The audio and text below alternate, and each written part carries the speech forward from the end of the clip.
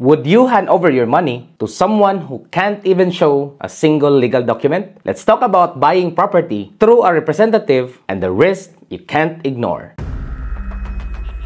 Buying real estate in the Philippines sounds exciting, right? But here's the hard question. Would you really buy a property from someone who can't show you a single special power of attorney? If your gut says no, you are already thinking smart. Let's break down why this matters and how to avoid getting burned. What is a special power of attorney? It is a legal document that gives a representative the authority to act on behalf of the property owner. That means they can sell the property, accept payments, sign legal documents, transfer ownership, but only if it is stated in the SPA. If there is no SPA, they are basically a middleman with no legal power.